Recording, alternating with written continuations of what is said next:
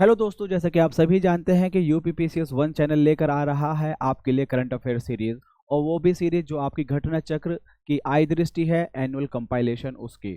अब देखिए, इस सीरीज में हम एक वीडियो लेकर आ चुके हैं। सबसे पहले मैं आपके घटना चक्र के बारे में बात करना चाहूँगा। जो घटना चक्र की जो टीम है, जो इस पीडीएफ इस किताब को बनाती है, वो बहुत ही काबिले तारीफ है।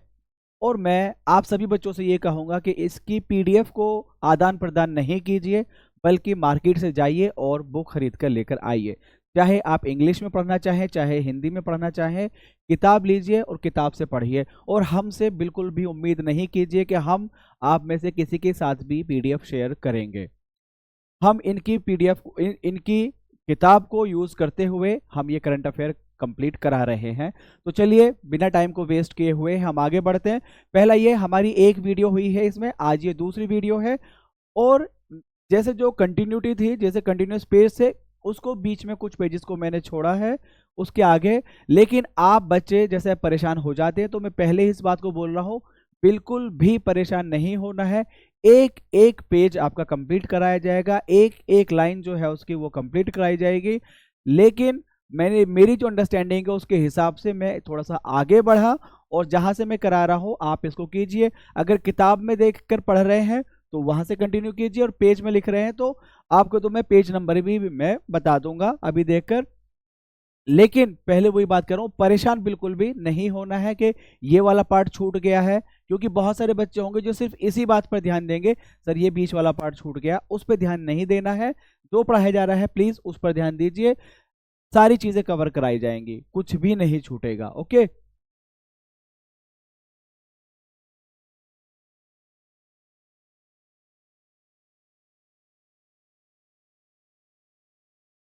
तो मैं पहले आपको बता देता हूं, जो पेज नंबर है, पेज नंबर 47, पेज नंबर 47 जो है आपकी घटना चक्र की जो मैगजीन है उसका पेज नंबर 47, वहां पर आप आ जाइए और वहां से हम स्टार्ट करते हैं। तो आज हम सीधी बात स्टार्ट करते हैं आर्टिकल 370 पर सर्वोच्च न्यायालय का ऐतिहासिक निर्णय। देखिए, इस जो ये न्यूज़ है, या जो ये इंफॉर्मेशन है, इसमें बहुत ज़्यादा हमें जानने की ज़रूरत नहीं है। बेसिकली बस हमें इतना जानना था कि जो यूनियन गवर्नमेंट का जो डिसीजन था उसको सुप्रीम कोर्ट ने अपहेल्ड किया। सुप्रीम कोर्ट ने कहा वो बिल्कुल सही डिसीजन था। प्रेसिडेंट के पास पूरी पावर थी कि वो एक नोटिफिकेशन जारी कर सकता है जिसमें वो आपको ये पावर देता है कि इसको अबॉलिश किया जाए।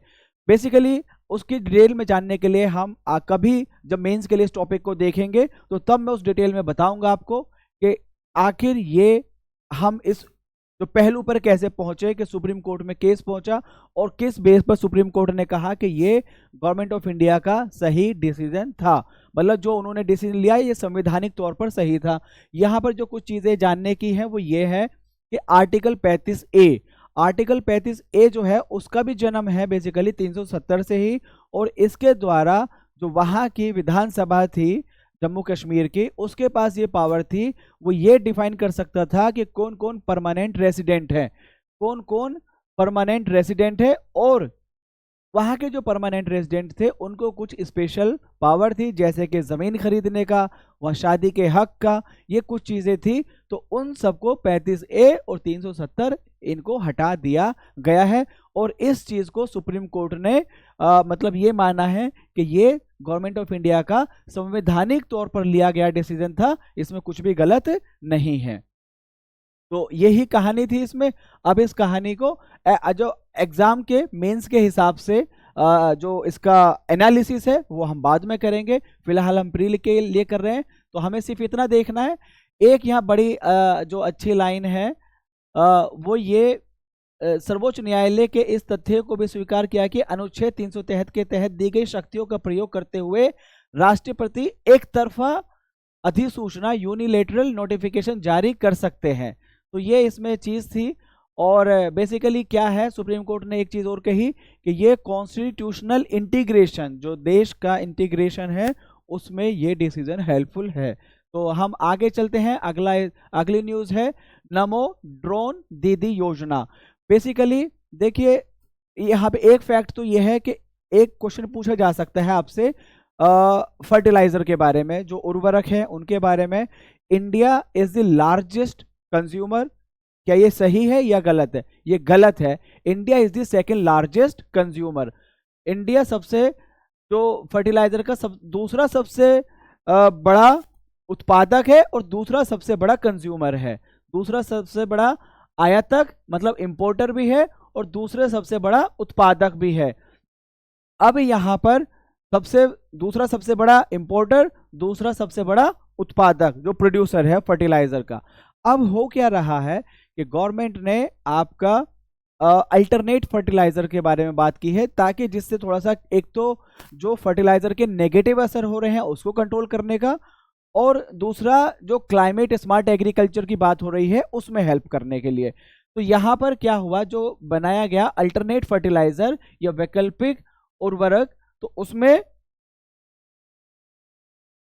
आपका वैकल्पिक उर्वरक या अल्टरनेट फर्टिलाइजर जो है, इसके तहत तरल नैनो उर्वरक या लिक्विड नैनो फर्टिलाइजर या नैनो यूरिया एवं नैनो डैप, इनको जो डेवलप किया गया है, अब इसका छिड़केंगे कैसे, उस छिड़कने की प्रक्रिया के लिए ड्रोन का इस्तेमाल किया जा रहा है कि ड्रोन बेहतर तरीके से उसे छिड़क सकता है, बेहतर तरीके से उसका इस्तेमाल किया जा सकता है। तो उसके लिए आपका किसान ड्रोन को डेवलप किया जा रहा है। किसान कृषि ड्रोन के माध्यम से उर्वरकों के छिड़काव की प्रणाली स्वचालित हो गई है, जिससे समय की भी बचत होगी।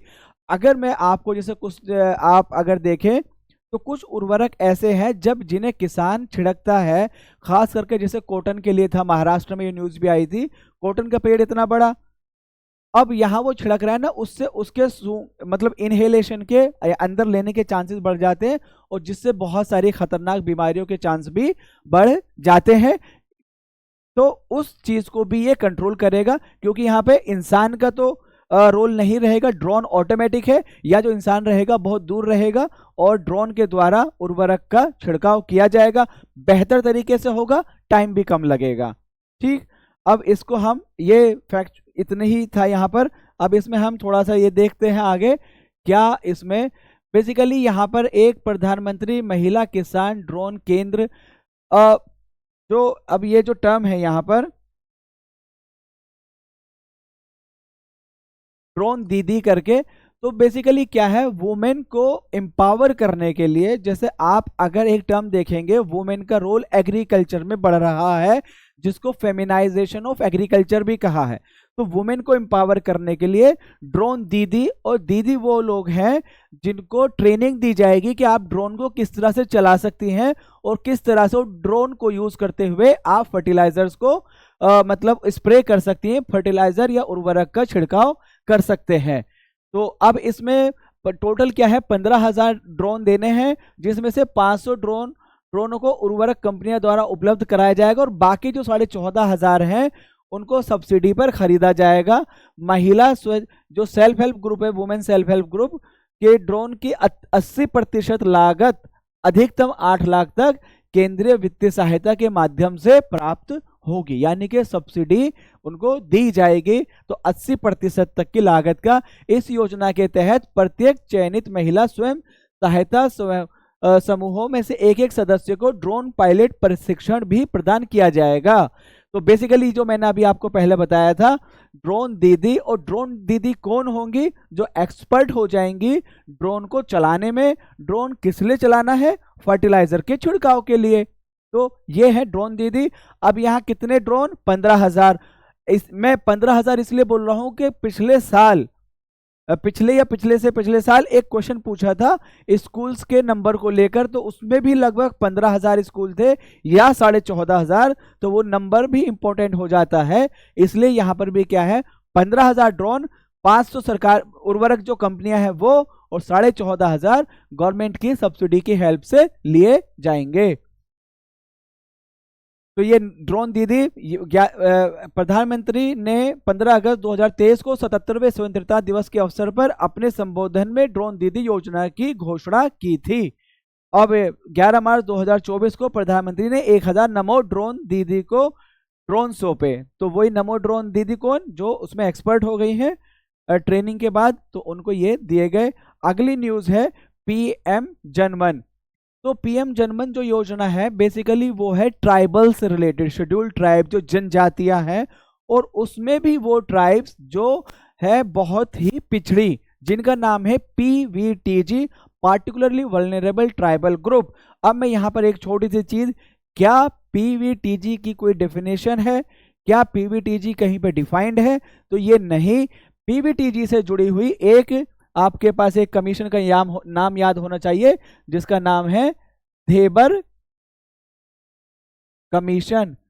धेबर कमीशन ने बताया था कि ये 5 फीचर उसने बताए थे, वो डिटेल में अभी हम नहीं देखेंगे, ना ही वो क्वेश्चन पूछा जाता है। तो 5 फीचर्स इसने बताए थे कि अगर ये है तो उसको पीवीटीजी डिक्लेयर किया जा सकता है। टोटल जो है 75 है,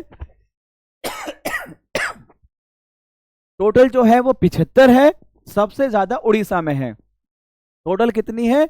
75 है, और इसमें सबसे ज्यादा कहां है? उड़ीसा में। तो पीवीटीजी के विकास के लिए क्या है बेसिकली आपकी पीएम जनमन योजना, जो अब भाई देखिए क्या कराएगी, जो मूलभूत आपकी सुविधाएं हैं, जो सबसे पिछड़े हैं, सबसे नीचे हैं, ना एजुकेशन, ना हेल्थ, ना स्किल्स, तो उन सबको वो सहायता, वो लाभ पहुंचाने के लिए, उनका डेवलपमेंट करने के लिए क्या है आपकी पीएम जनमन योजना। तो पीएम जनमन योजना आपके, अब यहाँ फैक्ट है वो मैंने पिछली क्लास में बताया था, जो शेड्यूल्ड ट्राइब है उनका अगर नंबर देखा जाए तो 10.45 करोड़, और परसेंटेज देखी जाए तो 8.6 करोड़, 8.6%, सॉरी 8.6%। उसमें से जो पीवीटीजी हैं वो 75 हैं, और सबसे ज्यादा उड़ीसा में है जो कि 13 है। अब इसमें देखिए यही है, प्रधानमंत्री नरेंद्र मोदी ने जनजातीय गौरव दिवस, जनजातीय गौरव दिवस कब होता है ये भी एक क्वेश्चन हो सकता है, possible question. Tribal pride day is celebrated on 15th of November, 15 नवंबर को होता है जनजातीय गौरव दिवस। अब झारखंड के खूंटी जिले से प्रधानमंत्री जनजातीय आदिवासी न्याय महाअभियान की उन्होंने शुरुआत की, पीएम जनमन योजना। अब मैंने बताया कि टोटल 75 हैं, और इसमें अब हम आगे देखते हैं।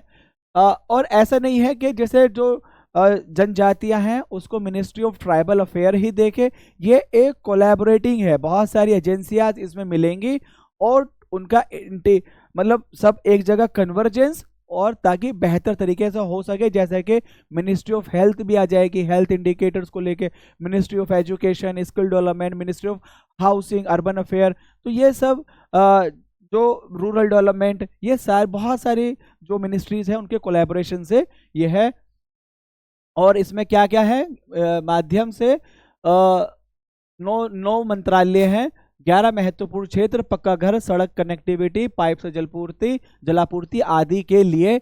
अब ये जो है आपका कोऑर्डिनेटिंग मिनिस्ट्री कौन सी है? Ministry of tribal affair. और यहाँ जैसे मैंने आपको पहले ही बताया कि जो पीवीटीजीज है वो आपकी 75 है, 18 राज्यों और यूनियन टेरिटरीज में पाई जाती हैं, और 13 जो है सबसे ज्यादा उड़ीसा में है।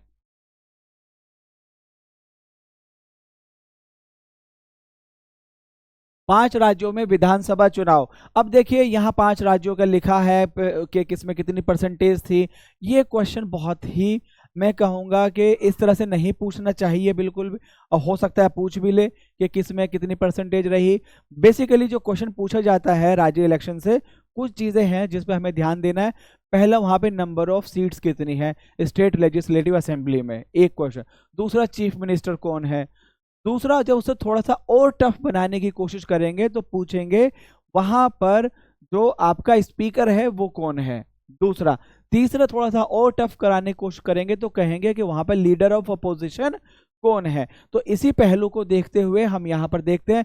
या एक और इंपॉर्टेंट क्वेश्चन बन सकता है वो ये कि अब आप देखेंगे एक पैटर्न के जो गवर्नमेंट है वो साथ ही चीफ मिनिस्टर के साथ उप मुख्यमंत्री, मुख्यमंत्री के साथ उप मुख्यमंत्री भी अपॉइंट कर रहे हैं। अब मैं बता दूं, चाहे तो उप मुख्यमंत्री हो चाहे उप प्रधानमंत्री हो, ऐसी कोई भी पोजीशन संविधान में या किसी भी कानून में नहीं है। ये सिर्फ और सिर्फ एक मतलब लालू भाव जिसे कहते हैं, लुभाव या लालू भाव, वो है। सिर्फ उनको कुछ दिखाने के लिए कि आपको भी कुछ दिया गया है, आपका भी मान सम्मान किया गया है, क्योंकि चीफ मिनिस्टर है, प्राइम मिनिस्टर एक ही हो सकता है, तो साथ में जो बड़ा लीडर है उसको कंपनसेट करने के लिए ये पोजीशन है बेसिकली। ऐसा संविधान या किसी कानून में कहीं भी इसका कोई मतलब मेंशन नहीं है, ये कहीं भी उल्लेख नहीं है। अब पहला देखते हैं छत्तीसगढ़। छत्तीसगढ़ में कितनी 90 सीटें हैं।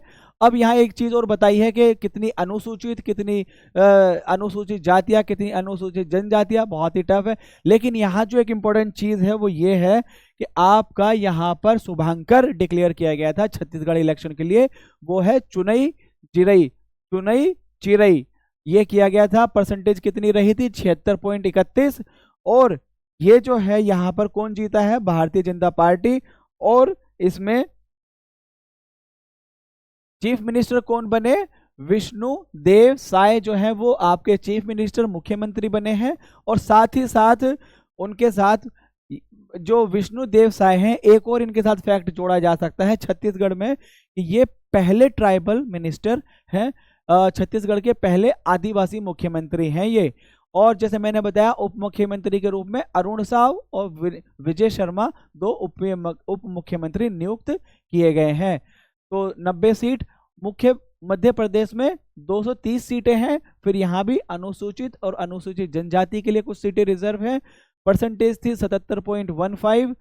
और यहाँ पे जो चीफ मिनिस्टर है मोहन यादव और जगदीश देवड़ा एंड राजेंद्र शुक्ला उप मुख्यमंत्री हैं यहाँ पर। तो ये चीजें हो गई। अब इसमें जो आप इसको अगर देखेंगे ना, थोड़ा सा यहाँ पे अपडेट करना खुद से, सारे काम ये किताब नहीं कर सकते, थोड़ा सा अपडेट करना। आप लीडर ऑफ अपोजिशन और स्पीकर जरूर देखेंगे, और हाँ उसका जरूर देखेंगे जो लोकसभा के साथ जिनका इलेक्शन हुआ है, लोकसभा के साथ जिनका इलेक्शन हुआ है, चाहे तो जैसे आंध्र प्रदेश हो, उड़ीसा हो, यहाँ पर chief minister, leader of opposition and speaker की पोस्ट जो है उसको आप जरूर देखेंगे। वैसे एक वीडियो में मैं वो भी ठीक से डिस्कशन करूंगा। अगला है मिजोरम। मिजोरम में 40 सीटें हैं और जो 39 सीटें हैं वो मतलब अनुसूचित जनजातियों के लिए आरक्षित है, एक नहीं है बस उसमें। तो इसमें एक फेज में हुआ, परसेंटेज 86 रही।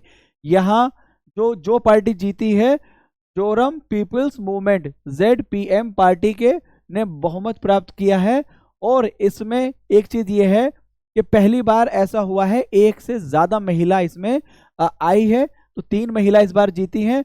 चीफ मिनिस्टर कौन है? लाल दुहोमा। लाल दुहोमा जो है मुख्यमंत्री के रूप में शपथ ग्रहण की उन्होंने।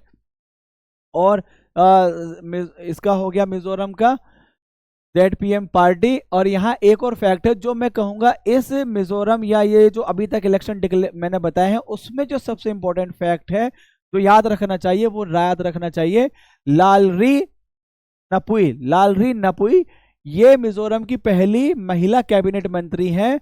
और इस इतिहास में, मतलब वैसे तो तीसरी महिला बनी है, लेकिन यहाँ ये पहली महिला कैबिनेट मंत्री है।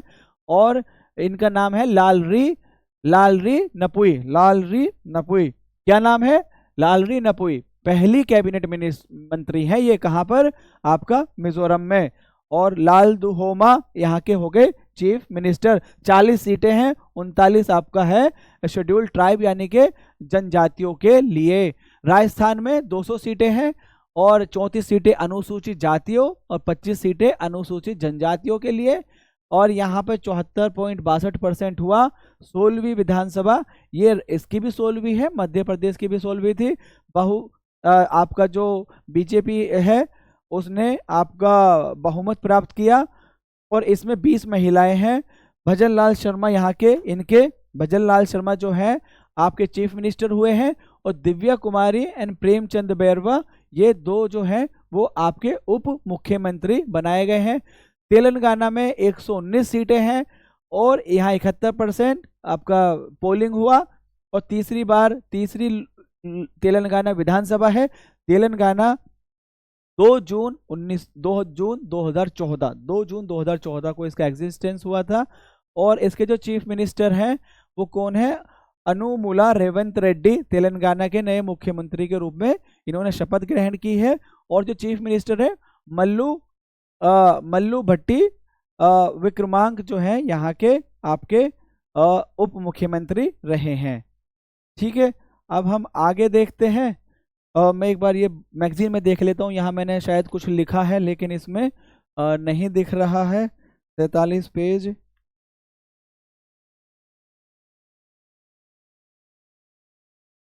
नहीं कुछ नहीं है, वो दूसरे पेज की इमेज आ रही है तो उस वजह से लेता हूँ। अब मैं देखिए फिर एक चीज़, मैं घटना चक्र का बहुत बहुत आभारी हूँ कि वो इतनी अच्छी मैगजीन बनाते हैं, और हम इसे पीडीएफ बिल्कुल भी शेयर नहीं करेंगे, जो भी बच्चे मांगते हैं।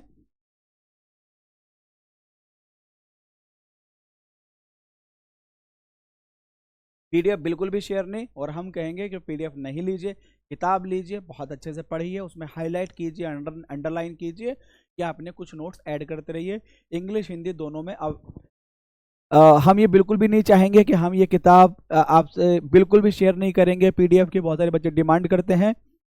और आप लोग जाइए मार्केट से किताब लीजिए, बहुत अच्छी किताब है, चाहे हिंदी या इंग्लिश जिसमें भी आप लेना चाहें, पढ़ना चाहें, उसमें आप पढ़ सकते हैं। चलिए हम आगे बढ़ते हैं। मेरा युवा भारत।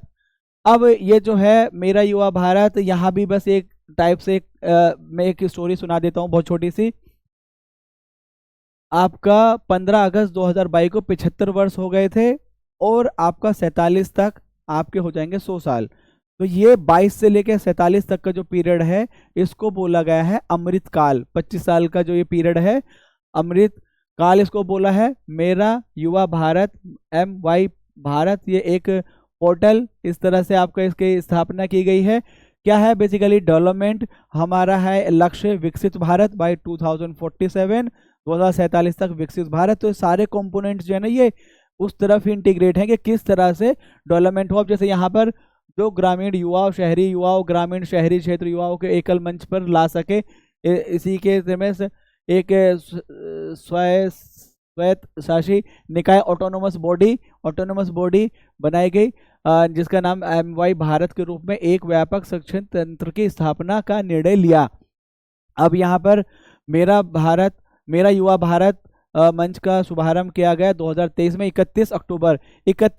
यहाँ पर एक चीज़ है, फैक्ट, ये मैं बताता हूँ। राष्ट्रीय एकता दिवस कब बनाया जाता है? 31 अक्टूबर को। किसकी याद में? सरदार वल्लभ भाई पटेल, जो कि इंडिया के पहले होम मिनिस्टर रहे हैं, या फिर उन्हें कहा जाता है लौह पुरुष भी, और इंडिया के जो जोड़ने में जिनका बहुत बड़ा रोल माना जाता है, प्रिंसली स्टेट्स को इंटीग्रेशन करने में। तो ये हो गया राष्ट्रीय एकता दिवस। एकता आप वहीं से देखिए, क्योंकि उन्होंने यूनिफिकेशन ऑफ इंडिया किया था। तो इसको हम अब आगे देखते हैं। ये सब जो ना बेसिकली कहानी ही है। युवा, अब यहाँ जो एक फैक्ट की बात है, युवा आप 15 से 29 साल की, और एक है किशोर एडोलेसेंट्स, ये है आपकी 10 से 19 साल की जो एज है। तो ये दोनों एज ग्रुप एडोलेसेंट्स एंड जो युवा है 15 से 29, दोनों को टारगेट करेंगे, दोनों ग्रुप को। एक बड़ा अच्छा टर्म है यहाँ पे phygital means physical plus digital, मतलब फिजिकल भी आप जा सकते हैं और डिजिटल भी आप उसका फायदा उठा सकते हैं। इसमें क्या है, फिजिकल का तात्पर्य फिजिकल प्लस डिजिटल से है, जिसमें भौतिक गतिविधि के साथ साथ आप डिजिटल रूप से भी जुड़ने के अवसर शामिल है। अब इसमें क्या चीज़ें क्या है, बेसिकली कहा गया कि आप सिर्फ सुनने वाले मत बनिए, पैसिवली आप, ऐसे नहीं मैं कुछ बोलते रहा आप सुनते रहिए, आप एक्टिवली पार्टिसिपेंट्स बनिए। तो यहाँ है पैसिव रिसिपिएंट्स के बनिस्बत आप बनिए एक्टिव ड्राइवर। आज़ादी के अमृत महोत्सव का समापन। अब आज़ादी का अमृत महोत्सव जो है वो चल रहा था, और ये स्टार्ट कब हुआ? ये एक क्वेश्चन मैं अगर थोड़ा सा टफ करना चाहूँगा तो कर दूंगा।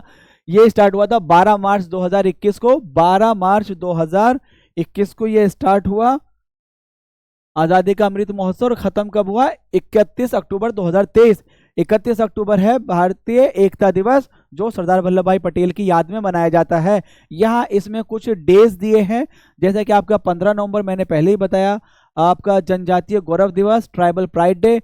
26 दिसंबर आपको साहिबजादा जोरावर सिंह और साहिबजादा फतेह सिंह की शहादत में की याद में वीर बाल दिवस, ये भी पीसीएस में पूछा जा चुका है क्वेश्चन। और 14 अगस्त को विभाजन विभीषिका स्मृति दिवस, यानी कि पार्टीशन हॉरर्स रिमेम्बरेंस डे के उसमें याद किया जाता है तरह से उसको। तो ठीक है, अब हम इसमें आगे चलते हैं। कुछ यहाँ फैक्ट ये ऑलरेडी मैं बता चुका हूँ। 31 अक्टूबर national unity day to mark the birth anniversary of Sardar Vallabhbhai Patel. और इसी पे मेरी माटी मेरा देश अभियान की अमृत कलश यात्रा के समापन समारोह में भाग लिया प्रधानमंत्री नरेंद्र मोदी जी ने। और इसमें क्या है, इस दौरान 3 स्टेट और 3 मिनिस्ट्रीज को, यहाँ इसमें अब आते हैं, एक तो ये 3 डेज जो याद होने चाहिए आपको, ट्राइबल प्राइड डे, वीर बाल दिवस और आपका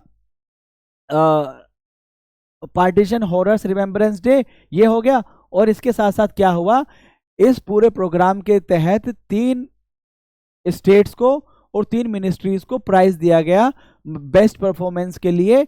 तो जो स्टेट है उसमें नंबर 1 है आपका जम्मू एंड कश्मीर स्टेट या यूनियन टेरिटरी, और दूसरे नंबर पे गुजरात, तीसरे पे हरियाणा और राजस्थान, दोनों एक साथ हैं, हरियाणा और राजस्थान। इसी तरह से जो मिनिस्ट्री है, पहला तो विदेश मंत्रालय एक्सटर्नल अफेयर मिनिस्ट्री, दूसरा आपका डिफेंस मिनिस्ट्री आपके रक्षा मंत्रालय, और तीसरा शिक्षा एवं रेल मंत्रालय, दोनों तीसरी पोजीशन पर हैं। तो स्टेट कौन कौन से, जम्मू कश्मीर, गुजरात, हरियाणा एंड राजस्थान। अब इसके आगे हम चलते हैं। देखो ये मैप वही अमृत महोत्सव मेमोरियल का शिलान्यास किया गया। मेरी माटी मेरा देश एक देशव्यापी और लोकाभिमुख अभियान है जिसे भारत की स्वतंत्रता के 75 वर्ष पूर्ण होने के उपलक्ष्य में आयोजित किया गया। और इसका जो समापन है वो मैंने आपको बता दिया 31 अक्टूबर 2023। और इसमें केंद्रीय युवा कार्यक्रम और खेल मंत्रालय और केंद्रीय संस्कृति मंत्रालय द्वारा किया गया। यहाँ पे जो इसमें इंपॉर्टेंट है, इसमें इंपॉर्टेंट है टैगलाइन, मिट्टी को नमन वीरों को वंदन, मिट्टी को नमन वीरों को वंदन, मिट्टी को नमन वीरों को वंदन। ठीक है, अब मैं एक बार और, जो मैंने आपको बताया पहले, 14 अगस्त जो है वो क्या है, 14 अगस्त को है आपका पार्टीशन हॉरर्स रिमेम्बरेंस डे। 15 नवंबर है ट्राइबल प्राइड डे, जनजातीय गौरव दिवस। 26 दिसंबर है वीर बाल दिवस। आपका जोरावर सिंह क्या है, आपका साहिबजादा जोरावर सिंह और साहिबजादा फतेह सिंह की शहादत के उसमें इसको देखा जाता है। अब इसके आगे हम चलते हैं। नमो भारत ट्रेन, भारत की पहली रैपिड रेल सेवा। अब देखिए क्या है कि एक तो हो गई मेट्रो जो विद इन अ सिटी आपका कनेक्टिविटी के लिए, एक है रैपिड। जब रैपिड ही नाम आ गया, रीजनल रैपिड, रैपिड मींस तेज, यानी कि रीजन्स को कनेक्ट करना है लेकिन तेज गति के साथ वाली ट्रेनों के साथ करना है। जो पहला है वो आपका दिल्ली मेरठ के लिए है। आपका उसमें यही है कि हाई स्पीड होगी और कम स्टॉप होंगे। और दिल्ली राष्ट्र जो एनसीआर क्षेत्र है, एनसीआर क्षेत्र में 8 rapid regional rapid transport system जो है, ट्रांजिट सिस्टम, इसके 8 गलियारे हैं, जिसमें से दिल्ली गाजियाबाद मेरठ, दिल्ली गुरुग्राम SNB अलवर, दिल्ली पानीपत, दिल्ली फरीदाबाद, बल्लभगढ़ परवल और गाजियाबाद खुर्जा, दिल्ली बहादुरगढ़ रोहतक, गाजियाबाद हापुड़ और दिल्ली शाहदरा एंड बड़ौद। तो बेसिकली ये जो पहला वाला है दिल्ली गाजियाबाद मेरठ, इसका जो साहिबाबाद स्थित रैपिड एक्स स्टेशन है दिल्ली गाजियाबाद मेरठ गलियारे के, उसको प्राइम मिनिस्टर नरेंद्र मोदी ने उसका उद्घाटन किया। अब यहाँ पर जो जैसे यूपीपीसीएस पूछ लेता है वो है बेसिकली इस जो दिल्ली गाजियाबाद वाला जो मेरठ गलियारा है उसकी लंबाई कितनी है, 82.15 किलोमीटर, 82.15 किलोमीटर। इसकी जो गति है डिजाइन किया गया है 180 के हिसाब से, डिजाइन किया गया है 180 के हिसाब से, लेकिन ऑपरेशन होगा लगभग 160 के हिसाब से, और जो औसत रहेगी वो रहेगी 100। तो डिजाइन है 180 का कि भैया इतना जा सकता है, जनरली इतना, और एवरेज आपका 100 किलोमीटर प्रति घंटे के हिसाब से ये चलेगी। और अब इसके आगे जो अगला क्वेश्चन है वो भी बड़ा अच्छा है, उसको बहुत सारी तरह से पूछा जा सकता है। डॉल्फिन के बारे में है, जो गंगे डॉल्फिन उत्तर प्रदेश का जलीय जीव। बेसिकली जो डॉल्फिन के बारे में पहले मैं बोलता हूं, जो गैंजेटिक डॉल्फिन है या गंगा डॉल्फिन है उसको आपका नेशनल एक्वेटिक एनिमल भी डिक्लेयर किया गया था 2010 में, और साथ ही साथ उसको आसाम ने भी अपना स्टेट एक्वेटिक एनिमल डिक्लेयर किया, अभी हाल फिलहाल उत्तर प्रदेश ने किया। इसी तरह से जो डॉल्फिन की दूसरी प्रजाति है जो इंडस नदी में पाई जाती है उसको पंजाब ने अपना स्टेट एक्वेटिक एनिमल डिक्लेयर किया। अब हम यहां पर देखते हैं कुछ चीजों को।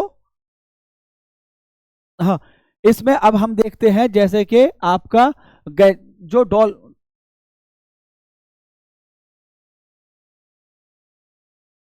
जो जो डॉल्फिन की जो कुछ प्रजातियां हैं, जैसे बेसिकली क्या है, डॉल्फिन आपका फ्रेश वाटर यहाँ क्या लिखेंगे, क्या लिखा है इसने, मीठा पानी, जो मीठे पानी में पाई जाती है। डॉल्फिन ऐसी भी है जो नमकीन या मैरीन वाटर में भी पाई जाती है। तो यहां हम बात कर रहे हैं मीठे पानी वाली, लेकिन मैं आपको नमकीन या जो मैरीन वाटर है उसका भी एग्जांपल दूंगा। जो नदी का पानी आपका कहीं की भी नदी हो मीठा ही माना क्या जाता है, वो होता है फ्रेश वाटर। तो गैंजेटिक डॉल्फिन गंगा नदी में, इरावड्डी जो है, इरावड्डी छोड़ दीजिए, गैंजेटिक, इंडस, और फिर आपका अमेजोन, और चाइना में यांगजे। जो चाइना में जो गंजेटिक में है उसको सूसू भी बोलते हैं, सूसू, क्योंकि वो आवाज करती हुई चलती है, सूसू की आवाज, और वो अंधी होती है, अंधी है, चलेगी। सोनार टेक्नोलॉजी, इको लोकेशन टेक्नोलॉजी, यानी कि sound wave, ultrasonic sound wave को छोड़ेगी, वो टकरा कर आएंगी और उसके हिसाब से वो अपना चाहे तो शिकार करती है, खाना खाती है या चलती है। आपके गंजेटिक डॉल्फिन जो कि अंधी होती है, सूसू भी कहते हैं उसको। इंडस रिवर डॉल्फिन जो है, इंडस रिवर डॉल्फिन उसको बोलते हैं भूलन, भूलन। और जो आपका अमेजोन में जो है उसका नाम है बोटो, और जो आपका यांगजे यानी कि चीन में है उसका नाम है बेजी। अब जितनी भी डॉल्फिन है वो है इंडेंजर्ड कैटेगरी में। कौन सी कैटेगरी में? इंडेंजर्ड।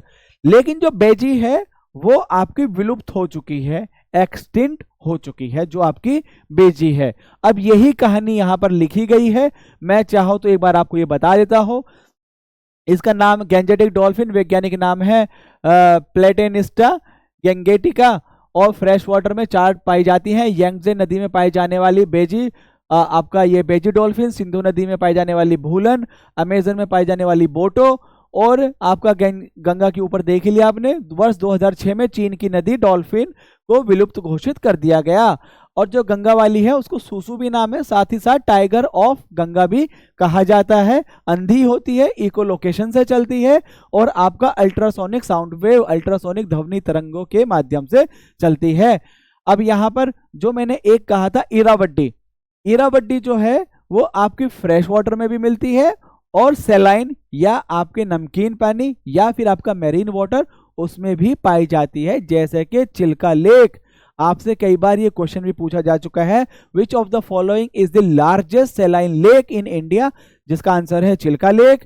और उस चिल्का लेक में इरावड्डी डॉल्फिन पाई जाती है। वैसे अगर देखा जाए इरावड्डी जो है वो है म्यांमार की नदी, तो वो नदी में भी पाई जाती है और चिल्का लेक में भी पाई जाती है। ठीक, तो अब हम आगे चलते हैं। उत्तर प्रदेश सरकार के वन विभाग द्वारा गंगेय डॉल्फिन को प्रदेश के जलीय जीव के रूप में मान्यता देने की घोषणा की गई। 2010 में इसको राष्ट्रीय जलीय जीव के रूप में अधिसूचित किया गया था। आसाम सरकार ने इसको स्टेट एक्वेटिक एनिमल भी डिक्लेयर किया, और साथ ही साथ सिंधु नदी की जो डॉल्फिन है, सिंधु नदी की जो भूलन जिसका नाम है, उसको पंजाब ने किया। और उत्तर प्रदेश की जो, अब उत्तर प्रदेश ने स्टेट एक्वेटिक एनिमल किया है, लेकिन स्टेट फिश अलग है, स्टेट फिश अलग है और स्टेट एक्वेटिक एनिमल अलग है। अगर आप देखें तो जो डॉल्फिन है वो आपका फिश की कैटेगरी में नहीं आती है, वो मैमल है। ठीक है, तो यहां पर आपकी क्या है, जो फिश है स्टेट की राज्य मछली है चितला, इंडियन फेदर बैक चितला। और जो देसी मंगूर है वो आपके बिहार की है। मैंने बहुत सारे बिहारी दोस्तों से सुना भी है, भैया मंगूर खाएंगे, बनाते भी थे, तो जब हम हॉस्टल में थे कई बार बनाया है उन्होंने। फिलहाल वो बिहार में एसडीएम है, बड़ी अच्छी मतलब उसमें है आजकल। तो जब यहाँ थे तो हमें बहुत सारी उन्होंने मछलियाँ खिलाई थी। तो मांगूर उनका था देसी मांगूर, इंडियन वॉकिंग कैटफिश। अब ये जो है मैंने आपको बताया कि सब आपकी इंडेंजर्ड कैटेगरी में है, संकटग्रस्त, और जो बेजी है चाइना की वो एक्सटिंक्ट हो चुकी है।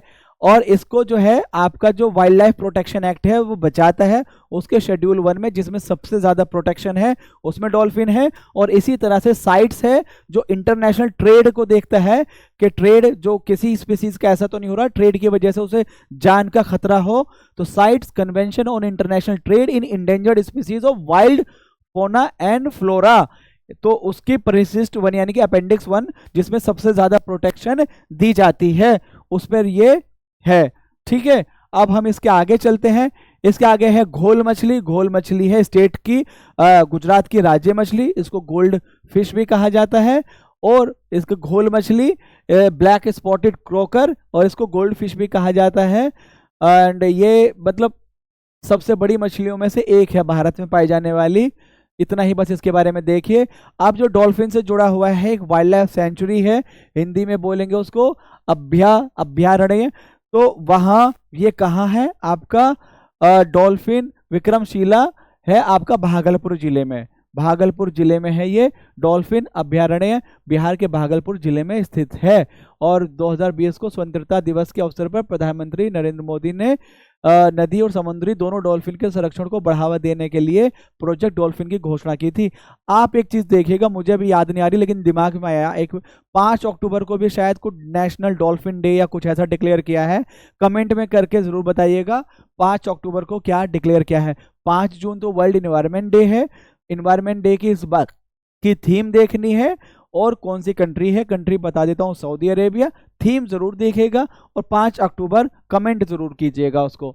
भारतीय भेषज संहिता आयोग, ये पूरी कहानी बस बेसिकली क्या है, दवाइयों का सही से मानकों का होना। इंडियन फार्माकोपोइया जो इंडियन फार्माकोपोइया कमीशन, अब इसमें क्या है, एक जो खास चीज है ये हैदराबाद में हुआ और यह अमेरिका, यूरोप और जापान के बाहर आयोजित पीडीजी की प्रथम बैठक थी। तो पहली बार आपका अगर क्वेश्चन आ जाए कि क्या इंडिया में ये पहली बार हुई है, बिल्कुल सही। क्या मतलब नाम दे दिया जाए कि यूरोप, अमेरिका और जापान के बाहर पहली बार हुई है, कह दे कि चीन में हुई थी, तो वो गलत। चीन में नहीं, इंडिया में हुई है। और यही बस इसकी कहानी है, इसमें ज्यादा इसमें देखने की जरूरत है नहीं। ये बहुत इंपॉर्टेंट है, समक्का सरक्का केंद्रीय जनजातीय विश्वविद्यालय, समक्का सरक्का। अब क्या है बेसिकली यहाँ थोड़ा सा देख लेते हैं। एक ट्राइब है कोया ट्राइब तेलंगाना में, वहां की 2 लेडीज थी, जाबाज बहादुर निडर। एक का नाम था समक्का, एक का नाम था सरक्का। बेटी, माँ और बेटी है। उनकी जमीन बेसिकली क्या हुआ, जब भी आप देखें जब किसी का दमन होता है तो विद्रोह होता है, तो उनके ऊपर क्या था, कर लगाया गया ज्यादा, डिस्पाइट के नुकसान में थे। वो लगाया किसने, काकातीय जो थे, काकातीय शासकों ने। तो इन्होंने विद्रोह किया। सूखे की स्थिति के दौरान जनजातीय लोगों पर कर लगाए जाने के विरोध में विद्रोह किया। ये तो हो गई कहानी। एक है समक्का और दूसरी उनकी बेटी सरक्का। अब उनकी याद में ये फेस्टिवल मनाया जाता है। अब ये फेस्टिवल जो है, ये मेला, ये हिंदुस्तान में कुंभ मेले के बाद दूसरा सबसे बड़ा मेला है। ठीक, जनजातियों का मेला देखा जाए तो पूरे एशिया में सबसे बड़ा है ये। ठीक, अब इनको, इस मेले को तेलंगाना सरकार ने स्टेट फेस्टिवल का दर्जा दे दिया। बिल्कुल ठीक। इससे भी आगे चलते हैं। इससे आगे ये चलते हैं कि इसके नाम पर एक यूनिवर्सिटी बन रही है। अब वो यूनिवर्सिटी बनाने के लिए क्या किसी कानून की जरूरत पड़ती है, मुझे बस ये बताना था आपको। तो कोई भी सेंट्रल यूनिवर्सिटी बनाने के लिए सेंट्रल यूनिवर्सिटी जो अधिनियम है 2009 वाला, उसमें अमेंड किया जाएगा, तो उसके लिए एक्ट आएगा पार्लियामेंट का, उसके द्वारा वो बनेगी। तो ये यहाँ पर है बेसिकली। तो यही इतनी सी छोटी सी कहानी है। समक्का सरक्का जठारा, इसको मेदाराम जठारा भी बोलते हैं। कुंभ मेले के बाद भारत का दूसरा सबसे बड़ा मेला है, एशिया का सबसे बड़ा जनजातीय मेला है, लार्जेस्ट ट्राइबल फेयर। कौन सी ट्राइब है, कोया ट्राइब। और हाँ, एक और जो बड़ा इंपॉर्टेंट फैक्ट है वो है, ट्राइब हो गई कोया, द्विवार्षिक है, लार्जेस्ट ट्राइबल फेयर और कुंभ मेले के बाद दूसरे नंबर का। और ये मेला देवी समक्का एवं सरलता सरम्मा या सरक्का के सम्मान में आयोजित किया जाता है। ये दोनों माँ बेटी थी और इन्होंने 12वीं शताब्दी में काकतीय शासकों के खिलाफ विद्रोह किया, क्योंकि उन्होंने कर जो टैक्स था वो लगाया था, और तेलंगाना गवर्नमेंट ने इसको स्टेट फेस्टिवल की भी दर्जा दिया, उपाधि से नवाजा। और इसके बाद जो इसमें कुछ फैक्ट हैं वो एक्ट के बारे में है। Central university act, central university act 2009 में संशोधन किया गया और समक्का सरक्का सेंट्रल ट्राइबल यूनिवर्सिटी की स्थापना की गई। तेलंगाना के मुलुगु जिले में स्थापित किया गया। याद रह जाए तो बहुत अच्छा मुलुगु जिला, नहीं याद रहे तो बस इतना भी याद रहे तेलंगाना में है, बहुत है। ट्राइब याद रखनी है, कोया ट्राइब द्विवार्षिक है और समक्का सरक्का जो है माँ बेटी थी। काकतीय शासकों के खिलाफ इन्होंने लड़ा, विद्रोह किया और सेकेंड लार्जेस्ट ये फेस्टिवल है कुंभ के बाद, और लार्जेस्ट एशिया का ट्राइबल फेस्टिवल है। अब है इससे अगला जो है ट्रेवल फॉर लाइफ। लाइफ क्या है बेसिकली? LIFE life. मैं बस कहानी बता रहा हूँ, किताब से आप देख लेंगे। LIFE life, life style for environment, यानी कि आपको इस तरह की जिंदगी जीनी है जो इन्वायरमेंट के विपरीत मतलब विपरीत अपोजिट ना हो, उसके साथ हो, इन्वायरमेंट के हिसाब से जो लाइफ हो, जिसमें आपका कार्बन का उत्सर्जन कम से कम हो। तो इसलिए यह है। और इसको जो है ग्लासगो यानी कि COP26 जो हुई थी 2021 में ग्लासगो, वहां जो हमारे प्राइम मिनिस्टर हैं उन्होंने इसको बोला था कि ऐसा ऐसा है। और 2022 में आपका जो स्टैचू ऑफ यूनिटी है गुजरात में, वहां पर इसको लॉन्च किया था और ये बताया कि किस तरह से हम अपनी लाइफ को बदलेंगे। और साथ ही साथ क्या बताया, जो बड़े ही अलग डेट है जिसमें आपको कंफ्यूज किया जा सकता है, 2028 तक 80% जो कार्बन उत्सर्जन है उसके बारे में। देखिए मैं यहां आपको सीधा दिखा ही देता हूं, आप कंफ्यूज हो। लाइफ के औपचारिक शुभारंभ की घोषणा की थी, जिसके तहत वर्ष 2028 तक भारत में न्यूनतम 80% गांवों एवं स्थानीय नगर निकायों में पर्यावरण अनुकूल इन्वायरमेंट फ्रेंडली बनाने का लक्ष्य निर्धारित किया गया है। 80% गांवों और अर्बन लोकल बॉडीज जो है उनको इन्वायरमेंट फ्रेंडली बनाने का लक्ष्य क्या है, 80% 2028। जनरली जो आप टारगेट देखोगे 2030 का देखोगे, तो ये ऐसा फैक्ट है जिसको आपको कंफ्यूज किया जा सकता है और बहुत प्यार से आप कंफ्यूज हो भी जाएंगे और फिर कहेंगे मेरा तो बड़ा अच्छा पेपर हुआ था, बस छोटा सा मैं 2028 की जगह 2030 समझ के लगा कर आ गया और मेरा गलत हो गया। अब यहाँ पर है जैसे उसी के अंडर बहुत सारी जो इनिशिएटिव हैं, ट्रेवल फॉर लाइफ। अब जब ट्रेवल है तो मिनिस्ट्री ऑफ टूरिज्म हो गया, और जो लाइफ है इसको, इस प्रोग्राम को कौन इंप्लीमेंट कर रहा है, Ministry of Tourism plus United Nation World Tourism Organization plus United Nation Environment Programme, ये तीनों मिलजुल कर इसको कर रहे हैं आपका ट्रेवल फॉर लाइफ प्रोग्राम। और इसमें साथ में सतत पर्यटन के लिए राष्ट्रीय रणनीति national strategy for sustainable tourism के साथ कन्वर्जेंस मतलब अभिसरण मिला के स्थायी पर्यटन को बढ़ावा देना है। तो बेसिकली वो ये सस्टेनेबल टूरिज्म, स्वच्छता के लिए ट्रेवल फॉर लाइफ, ग्रामीण पर्यटन के लिए ट्रेवल फॉर लाइफ, ये है। अब यहाँ पे जो एक चीज़ जो बहुत इंपॉर्टेंट हो जाती है, एक तो वहाँ 2028 वाला, दूसरा ये कि हमारी गवर्नमेंट ने सस्टेनेबल टूरिज्म विलेजेस में बढ़ाने के लिए कुछ अवार्ड का मतलब कहा कि आपको अवार्ड दिए जाएंगे 3 कैटेगरी में है, गोल्ड, सिल्वर और ब्रॉन्ज। तो 35 अवार्ड दिए गए, 5 जो है वो आपके बेस्ट टूरिज्म विलेज कंपटीशन है, 5 जो है गोल्ड है, 10 गांवों को सिल्वर, 20 गांवों को ब्रॉन्ज मिला है। जो वो देख लेते हैं हम, जो टॉप है, जो टॉप पर है दावर है, बांदीपुरा डिस्ट्रिक्ट है आपके कश्मीर में, और दूसरा सरमौली पिथौरागढ़ उत्तराखंड, और तीसरा रईक ममित मिजोरम, कंथालूर इडुक्की केरल, मंडला पन्ना मध्य प्रदेश। ये तो हो गया। इधर देखो आपको देखना है, मुझे बताना है उत्तर प्रदेश में है एक कोरोना ग्राम है, कोरोना ग्राम उत्तर प्रदेश में है, कोरोना ग्राम कहाँ है, बनारस। और इसको आपका वीवर्स विलेज भी कहते हैं, बुनकरों का गांव भी कहते हैं, या फिर कहा जाता है रामेश्वर विलेज, रामेश्वर विलेज भी इसको कहा जाता है। अगर आप देखें कुछ साल 1-2 साल पहले एक समिट भी हुई थी जिसमें आपका बनारस और रामेश्वरम दोनों को मिलाकर एक प्रोग्राम, काशी और रामेश्वरम, मुझे एग्जैक्टली नाम याद नहीं आ रहा, लेकिन इन दोनों का लिंक है।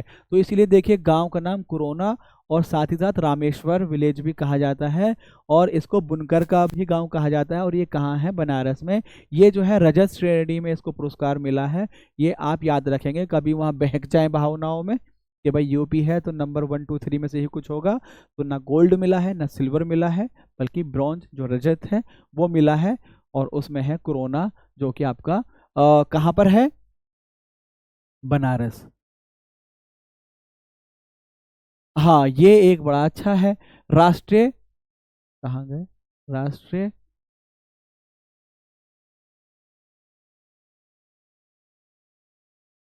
राष्ट्रीय हल्दी बोर्ड। अब देखिए राष्ट्रीय हल्दी बोर्ड, बस ये फैक्ट पता होना चाहिए ये कहाँ पे है, हेड ऑफिस कहाँ है? तेलंगाना में है। और राष्ट्रीय एग्रीकल्चर बोर्ड, आप सोच सकते हैं एग्रीकल्चर से जुड़ा हुआ है तो किस मिनिस्ट्री के अंडर है? Ministry of commerce and industry. Ministry of commerce and industry, because trade को बढ़ाना है इससे। और इसमें लक्ष्य है कि ये 2030 तक $1 बिलियन का इससे एक्सपोर्ट करना है। अब मैं हल्दी के बारे में कुछ फैक्ट बता देता हूँ इंडिया का। इंडिया लार्जेस्ट प्रोड्यूसर है, लार्जेस्ट कंज्यूमर है, लार्जेस्ट ट्रेड है, लार्जेस्ट एक्सपोर्टर है। लार्जेस्ट लार्जेस्ट लार्जेस्ट, वो भी छोटा मोटा लार्जेस्ट नहीं। अभी बताता हूँ, देखो आपको, जो प्रोड्यूसर है ना, तो 75% दुनिया का प्रोड्यूस इंडिया ही अकेले करती है। जो ट्रेड है उसका 62% अकेले इंडिया करती है। तो ये तो हो गया इंडिया का इसके बारे में। अब अगर इंडिया में भी फिर आ जाता है स्टेट, तो कौन सा स्टेट सबसे ज़्यादा करता है? महाराष्ट्र, दूसरे नंबर पे तेलंगाना, तीसरे नंबर पे कर्नाटका। महाराष्ट्र, तेलंगाना, कर्नाटका, और उसके आगे भी देखना चाहो तो तमिलनाडु। हेडक्वार्टर कहाँ है? तेलंगाना में। बहुत टाइम से ये डिमांड चल रही थी कि जो टर्मरिक बोर्ड को गठित किया जाए, वो हाल फिर 2023 में इसको गठित कर दिया गया। तो ये था वैसे इसके बारे में, नेशनल हल्दी बोर्ड।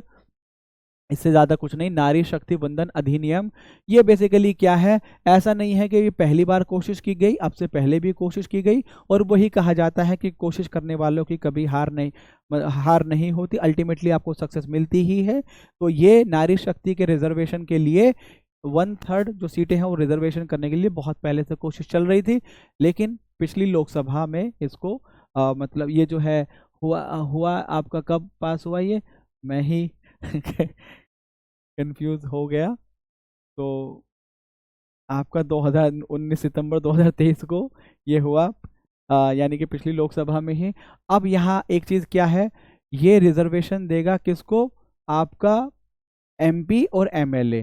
क्या लोकल बॉडीज के लिए भी ये है? नहीं, लोकल बॉडीज में ऑलरेडी सीटें थी, ऑलरेडी वहाँ पे रिजर्वेशन था। तो ये आपका पार्लियामेंट और स्टेट लेजिस्लेटिव असेंबली में रिजर्वेशन के लिए है।